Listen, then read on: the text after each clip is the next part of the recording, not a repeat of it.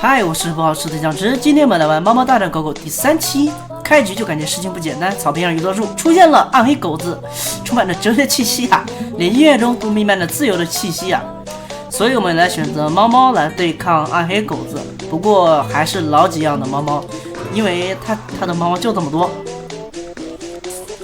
然后开局直接把黄色的猫种下去，它是招财猫，所以可以生产金币，但是非常的慢，令人发指的慢。此刻我们注意到，原来这些树也是猫猫，它们长着好像是猫眼睛啊，可能是我们从来没见过的新品种。现在我们种下3个猫猫了，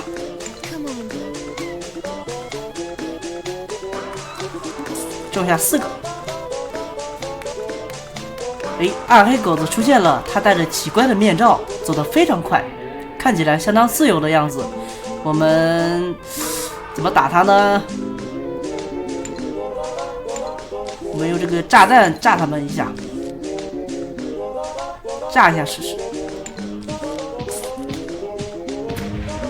啊！竟然只炸掉了面罩，暗黑狗子果然是很强啊！哎呀！它在啃我们的小树苗。我们用黑色的猫打它，应该能打死。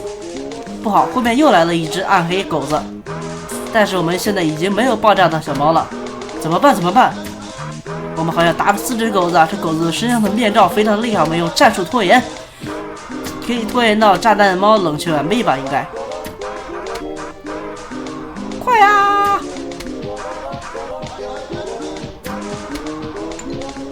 这一招相当有效，炸弹猫的冷却还有一点点。好了，炸弹猫终于冷却完毕了。我们把这个炸弹猫种在后面，下面的话问题应该不大了。但是上面又来了一只暗黑狗子，我们继续使用战术拖延，这次需要拖延很久，不知道能不能撑过去啊。现在这个冷却时间，炸弹猫的冷却时间才过了1小半，这下完蛋了。我们现在最多还能撑20秒，但是20秒之内它能冷却完毕吗？没办法，只好再次使用这个战术拖延了。它的冷却还有一点点，快呀，快！10、9、8、7、6、5、4、3、2，哎呀，糟了！我把这个种错了。等一下，这下面也是一只黑色的狗子，完了！我的防线被暗黑狗子突破了，完蛋了！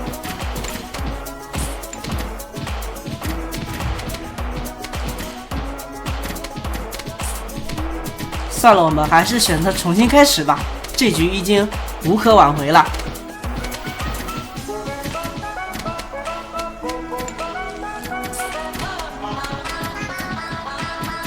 我不再做无谓的抵抗，这次我们再来一次，这次我们要计算好时间的。下面就看我的精彩表演吧，喜欢我的话请关注我，我是酱汁，咱们下期见。